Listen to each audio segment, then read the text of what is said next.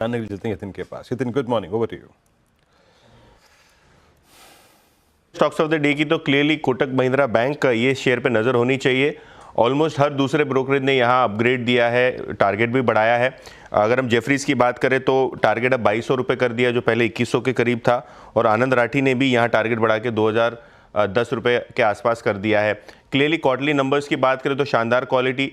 In fact जो RBI के restrictions थे क्रेडिट कार्ड कारोबार पे और डिजिटल ऑनबोर्डिंग पे, उसके बावजूद कंपनी का अच्छा प्रदर्शन है। इनफैक्ट ऑलराउंड बीट है और रिटेल अनसिक्योर्ड लोन में जो दिक्कतें आ रही थी वो कहीं ना कहीं मैनेजमेंट ने उसको एड्रेस करने की कोशिश की है, वहाँ कंफर्ट देने की कोशिश की है। ओवरऑल जो हेल्दी लोन ग्रोथ है और स्टेबल एसेट क्वालिटी है, उसके चलते ब्रोकरेजेस को ये शेयर पसंद आ रहा है। इसी तर्ज पे अगर हम देखें तो विप्रो काफ़ी नतीजे बेहतर अनुमान के मुकाबले।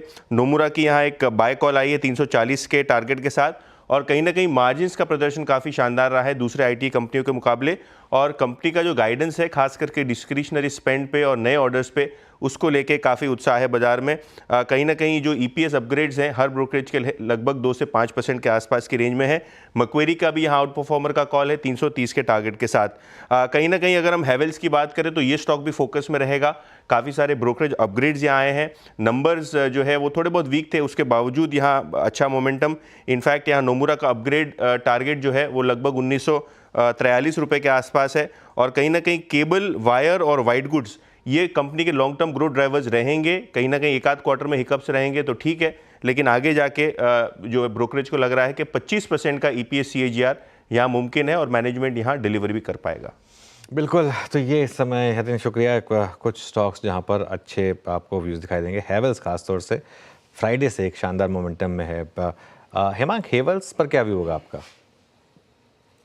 ये नतीजों में तो मुझे कोई बड़ा कुछ ऐसा पॉजिटिव सरप्राइज वगैरह नहीं दिख रहा है। और मुझे ये भी लगता है कि काफी क्राउडेड स्पेस है, क्योंकि बहुत कम अच्छी कंपनियां हैं जहाँ पे कि आपको ये पूरा जो रेसिडेंशियल रिलेटेड स्टोरी है वो प्ले आउट होता हुआ दिख रहा था। तो मुझे ऐसा कोई बहुत बड़ा यहाँ से पॉजिटिव ट्रिगर नतीजे देखने के बाद तो नहीं लग रहा है। इनफैक्ट मैं तो समझता हूँ कि compare to some of these companies banking के ऊपर ज्यादा फोकस करना चाहिए, क्योंकि काफी बड़ा अंडर परफॉर्मेंस था सेक्टर के अंदर। और कोटक के नतीजे काफी अच्छे थे। उसके अलावा मुझे लगता है कि बाकी के जो बैंक्स है उसमें अगर कुछ स्टेबल से पॉजिटिव अगर नंबर्स आते हैं तो डेफिनेटली वहां पे एक बहुत बड़ा अपॉर्चुनिटी बनेगा। तो rather than buying expensive consumer companies, banking एक अच्छा सेक्टर रहेगा पार्टिसिपेट करने के लिए।